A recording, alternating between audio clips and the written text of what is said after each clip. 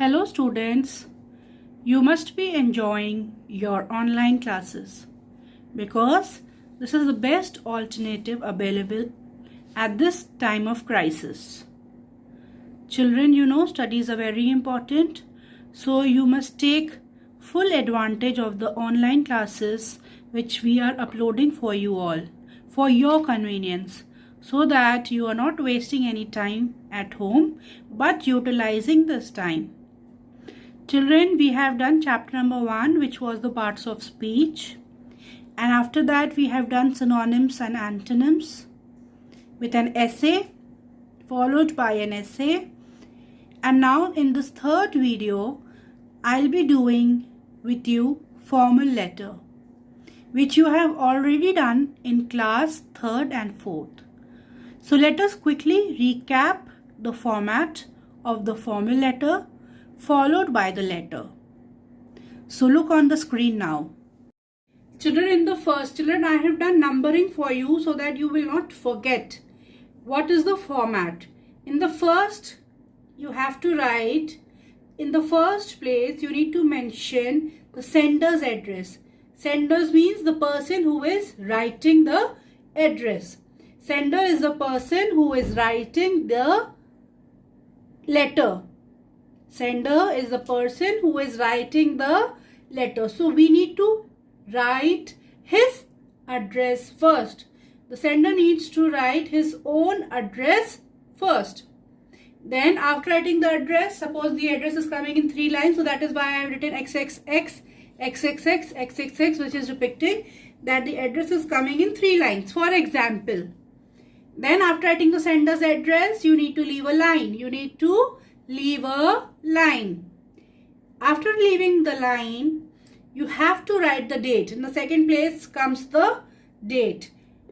After the date, leave a line. After writing the date, you have to leave a line. And then comes number 3rd place, receiver's address, to whom you are writing the letter. That address you have to write. Sender is sending the address to the receiver, so you have to mention the receiver's address. After the receiver's address, again you have to leave a line. After leaving the line, number 4th is the subject, but this is optional. It is not necessary to write the subject. I have written optional in bracket, which indicates that it is your will. If you know the subject, you can write. If you are not able to write, then leave it, no problem. After writing the subject, if you have written, then obviously you have to leave a line. If not, if you have not written the subject, then you will come to point number 5, which is the salutation. Salutation, for example, if you are writing the letter to the principal of your school, salutation will be Reverend Father. If you are writing to your primary headmistress, then the salutation will be Reverend Sister. If you are writing to the manager of a newspaper, manager of a hotel, so you will write Respected Manager. If you are writing to the editor of the newspaper, then to the editor. After writing the salutation, then the main part you will write, which is the body of the letter, which is in number 6. Body of the letter. After writing body of the letter, suppose you are writing the body is written in 4 or 5 lines, whatever.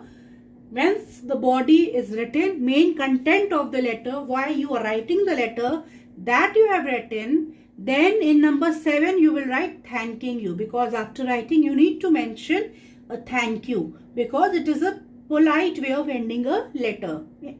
You are asking for something, that is why it is a polite way to say thank you. So that is why we write thanking you. After writing thanking you, you have to again leave a line. Again leave a line. Since it is a formal letter, you have to close it. So when you are closing, number 8 comes the closing.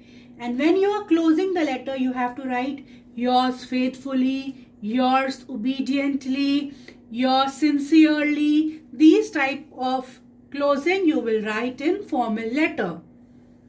After writing the closing, then you have to leave a line, because in that line you will do your signature. Your signature always comes above your name. Signature always comes above your name. Last point is to write the name. 10th point is to write the name, and above the name will come your signature. So this is the complete format of the formal letter. Starting with number 1, the sender's address. Number 2, date. Number 3, the receiver's address. Number 4 is optional, so I am not saying. Number 4, I am making it salutation. Then body of the letter, thanking you, closing, signature, and the name. So I hope you are able to recall the format, since we have already done in class 4th. Now let's write a letter.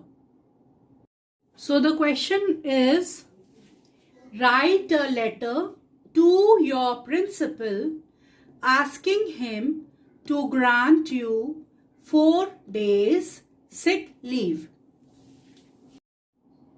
Now suppose you are ill for 4 days and doctor has advised you complete bed rest, and you are unable to go to school. You have to give an application to the principal seeking his permission for 4 days sick leave. Okay, now look on the board.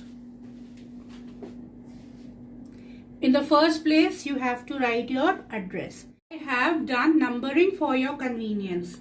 So in the first place, you have to write the sender's address. So for this case, I have written my own address, which is N401 Stellar Jeevan, Greater Noida. Children, this one is telling you the numbering. Don't get confused with the address. This one I have written so that you can understand. In the first place, you have to write the sender's address. In the first place, you have to write the sender's address. And then you have to leave a line. But you don't have to write that leave a line. In class 4th, I have noticed that few children were writing leave a line. That is why I am also doing in a single line page, so that it is very easy for you to understand that you don't have to write leave a line, but actually you have to leave a line. Then in the second place comes the date. The date is 20th April 2020. 20th April 2020. Children, after 20, you have to write TH. You have to write TH down only. It will not be written up. It has to be written on the line with 20. Then April, then the month you will write, followed by a comma. Don't forget to write the comma. And then the year of which you are writing the letter. After writing the date, you have to again leave a line. After leaving a line, then comes the third place.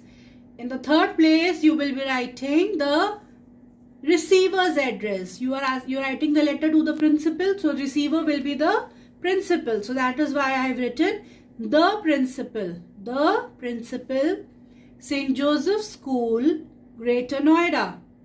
You are studying in St. Joseph School, so that is why I have written St. Joseph School, Greater Noida. After writing the receiver's address, you again have to leave a line. Coming next, fourth point is the subject. In the subject, I have written leave application because this is the leave application. So to explain it to you, I have written the subject in this case, and the subject I have written leave application. After writing the leave application, the subject, then I have to leave a line. We have to leave a line. After point number 4 is coming point number 5. That is the salutation. Your principal of your school is father. So we have written Reverend Father. R-E-V, Father. Reverend Father, and then a comma. Then in the sixth point, we have to write the main body of the application or the letter. Formal letter is also called an application. In the sixth place, we will write the body of the application. So I have framed the body. This is to inform you that I, Akshat Mishra. Children, I have changed the name. I have taken the name Akshat Mishra. You will write your own name, comma, student of class 5A. Which class? 5A, comma, have been suffering from high fever, cold and cough, for which the doctor has advised me to take 4 days complete bed rest. You are telling principal your problem, that you are down with high fever, cold and cough, and due to which the principal, the doctor has advised you to take 4 days complete bed rest. Changing the paragraph. So, comma. After writing so, you have to put a comma. I request you to kindly grant me 4 days sick leave. That is from 20th April to 24th April. You are writing the letter on 20th. The letter will be received by the principal on 20th. So the date will be counted from 20th April to the next 4 days, which is ending on 24th. 24th April. Full stop. For this, I shall ever remain grateful to you. This is the ending part of the letter. Then in the 7th place, you will write thanking you, because he is granting you leave. So it is your responsibility to thank the principal. That is why we are writing thanking you. And after writing thanking you, we will leave a line. We will leave a line. Coming to the next point, 8. The closing. In this I have written yours obediently. And you know how Y is to be made. I have taught you. Other teachers also have told you how we have to write Y. And when we are writing the application, you know what type of Y you have to make. Children, it is not possible for me to make it here on the computer, but you all know it. So please write it accordingly. Yours obediently. Then a comma will come. Then a comma will come. I cannot sign, so that is why I have written XXX. But I have written here 9th place. You will write signature. You will do your signature. And then the last is, you write your name. Akshat Mishra I have taken in the example. So I have written here Akshat Mishra. And Akshat Mishra is the student of class 5A. I have mentioned the class as well. Class 5A. So you have understood the letter now. The application. When it is a formal letter, you may also call it application. So now your responsibility is to write this letter in your copy. If you don't have a fair copy, please do your work in your practice copy or your rough copy. But the work is to be done very neatly in a single color ink. Don't do black and blue. You only have to use blue color ink. Okay? And you have to write giving finger gaps. This is very important. Children, you have ample time at home because there is complete lockdown in the country. There is no option for you to go out and play. But you can play at home. But at the same time, you have to do your studies very well. And the writing work should be done very neatly. Now children, it's time for me to check your progress. Check your progress. Okay, in the sense that we have discussed and done chapter number 1, which was the parts of speech. So today I am coming up with a revision exercise of chapter number 1, the work in the worksheet form. Can you see on the screen? Okay, now let us start. Read the sentences carefully. Mention the part of speech of the words in each sentences. Children, this exercise I have taken from the book itself, our course book, because we have not discussed from that chapter. Now this is the this is only 6 sentences which I have taken. Let us discuss. And your work is to do the work in the copy. You have to write the parts of speech in the sentences which is mentioned. Let us start. Question 1. Hush, the baby is asleep. Hush, the baby is asleep. If you remember, the 8 parts of speech are noun, pronoun, adjective, verb, adverb, preposition, interjection and conjunction. You all know that the 8 parts of speech. Now look at the sentence. The first sentence says, hush, the baby is asleep. Children, I have highlighted the word so that it is easy for you to recognize the parts of speech. Hush is the interjection. Hush is the interjection because it is followed by an exclamation mark. Baby, you know, is the noun. Asleep is the verb. Asleep is verb. So there are 3 parts of speech in the first sentence. Next, number 2. I was tired, so I slept. I, pronoun, tired is the verb. So is the conjunction because it is joining. I, we have done, you know, I is the pronoun. And slept, you know, it is the verb. Slept is also the verb. Coming to the next sentence, third. Oops. Yes, oops is the interjection. I, pronoun. Spilled, something happened. Verb. Spilled is verb. The milk. Milk, you know, milk is a thing. Noun. Next, coming to question number 4. The Rajdhani Express was delayed because of a technical snag. Rajdhani Express, proper noun, means a noun. Delayed is the verb, something is happening. Verb, because is the conjunction, it is joining the sentence. Technical snag, technical is the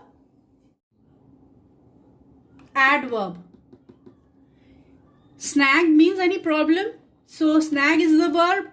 It is modifying the verb. So that this technical is the adverb. Technical is the adverb because it is modifying the verb. Verb is snag. Snag means problem. Number 5. Stop. Don't jump into the pool. The water is filthy.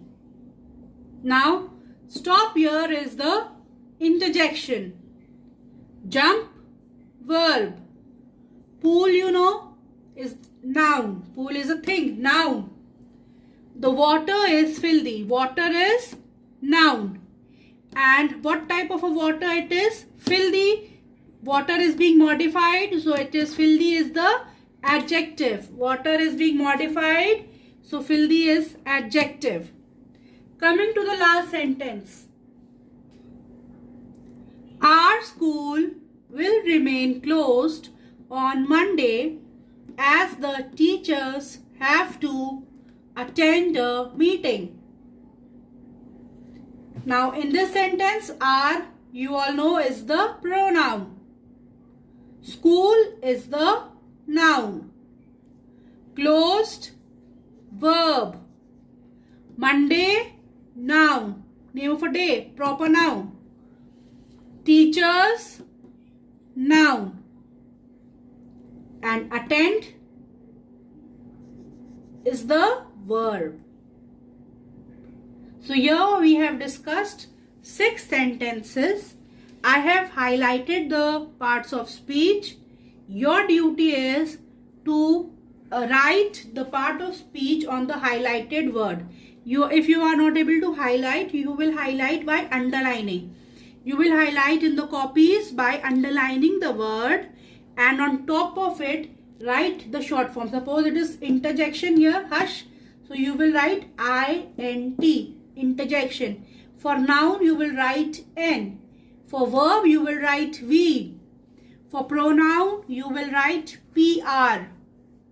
For adverb you will write ADV. And for adjective you will write ADJ. For conjunctions you will write C. You can write a short form, so no need to write in the full, because then it will be problem for you. So you can write the parts of speech in the short form and by underlining the words. You will highlight by underlining. I hope you are finding the classes interesting. Don't forget to like and subscribe my channel. If you will subscribe, you will get the updates as soon as a new video is uploaded. And then children, for your convenience, I have uploaded the PDF format of the worksheets. Whatever I am doing, I am attaching in the PDF form, so that if the screen is not very clearly visible to you all, you can download from the link below the video. Thank you. Have a nice day. Stay home. Stay safe.